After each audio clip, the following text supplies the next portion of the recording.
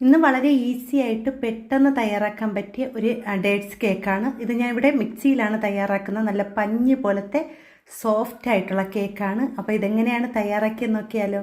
അതിനുവേണ്ടി ഞാൻ ഇവിടെ ഒരു പാത്രം അടുപ്പിൽ വെച്ചിട്ടുണ്ട്. അതിലേക്ക് 1/2 കപ്പ് ബ്രൗൺ ഷുഗർ ചേർത്ത് കൊടുക്കുക. അതിലേക്ക് 1 ടേബിൾ സ്പൂൺ വെള്ളം ചേർത്ത് നല്ലതുപോലെ ഒന്ന് കാരമൽ ചെയ്തെടുക്കണം.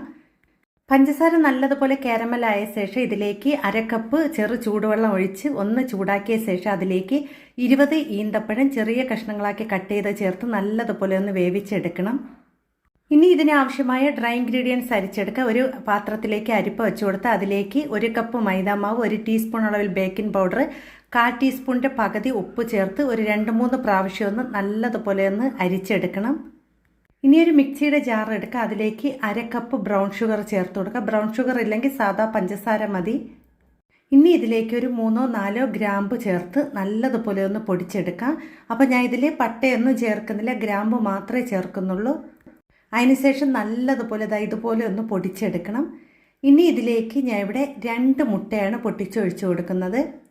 ഞാൻ ഇവിടെ മീഡിയം സൈസിലുള്ള മുട്ടയാണ് എടുത്തിരിക്കുന്നത്. ഇനി ഇതിലേക്ക് ഒരു 1/2 ടീസ്പൂൺ അളവിൽ വാനില എസൻസും കൂടി ചേർത്ത് ഒരു 10 മിനിറ്റ് ഒന്ന് ബീറ്റ് ചെയ്തെടുക്കാം. നല്ല ഫ്ലഫി ആവുന്നത് വരെ അതും ബീറ്റ് ചെയ്തെടുക്കണം. അതൊന്ന് ബീറ്റ് ചെയ്തെടുത്ത ശേഷം നമ്മൾ ഇതിലേക്ക് 1/4 കപ്പും കുറച്ചും കൂടി സൺഫ്ലവർ ഓയിൽ ചേർത്ത് കൊടുക്കുന്നുണ്ട്. അതും കൂടി ചേർത്ത് കൊടുത്ത ശേഷം പതുക്കെ ഒന്ന് ബീറ്റ് ചെയ്തെടുക്കാം. പിന്നെ നമ്മൾ അധികം സ്പീഡ് കൂട്ടാൻ പാടില്ല. ഇനി അടിച്ച കൂട്ട് നമ്മൾ എടുത്തു വച്ചിരിക്കുന്ന ആ ഒരു ഈന്തപ്പഴ കൂട്ടിലേക്ക് ഒഴിച്ച് നല്ലതുപോലെ ഒന്ന് മിക്സ് ചെയ്ത ശേഷം ഡ്രൈ ഇൻഗ്രീഡിയൻസ് ചേർത്ത് കുറച്ച് വീതം നല്ലതുപോലെ ഒന്ന് മിക്സ് ചെയ്തെടുക്കാം.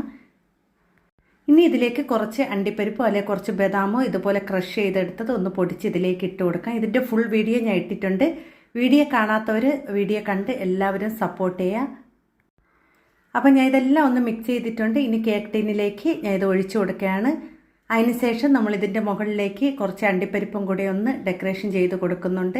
പിന്നെ ചൂടായി കിടക്കുന്ന പാനിലേക്ക് ഇത് ഇറക്കി വെച്ച് ആദ്യം അത് മീഡിയം ഫ്ലെയിമിൽ 25 മിനിറ്റ് ബേക്ക് ചെയ്ത ശേഷം പിന്നെ ലോ ഫ്ലെയിമിൽ 25 മിനിറ്റ് ബേക്ക് ചെയ്തെടുത്താൽ മതി. വേവ് കുറവാണെന്ന് തോന്നിക്കഴിഞ്ഞാൽ 5 മിനിറ്റും കൂടെ വെച്ച് കൊടുക്കാം. അതിനുശേഷം നല്ലതുപോലെ ചൂടാറിയ ശേഷം ഇത് കട്ട് ചെയ്തെടുക്കുക കേട്ടോ. നല്ല പഞ്ഞി പോലത്തെ നല്ല സോഫ്റ്റ് ആയിട്ടുള്ള ഈന്തപ്പഴം കേക്കാണ്. അപ്പോൾ സെയിൽ ചെയ്യാനൊക്കെ ആഗ്രഹമുള്ളവർ ഇതൊന്ന് തയ്യാറാക്കി എല്ലാവരും ഒന്ന് ചെയ്തോളൂ കേട്ടോ. പിന്നെ നിങ്ങളുടെ സമ്മാനത്തിൻ്റെ കാര്യം മറക്കണ്ട, എല്ലാവരും സബ്സ്ക്രൈബ് ചെയ്തോളൂ. 15K സബ്സ്ക്രൈബ് ആകുമ്പോഴാണ് സമ്മാനം കൊടുക്കുന്നത്.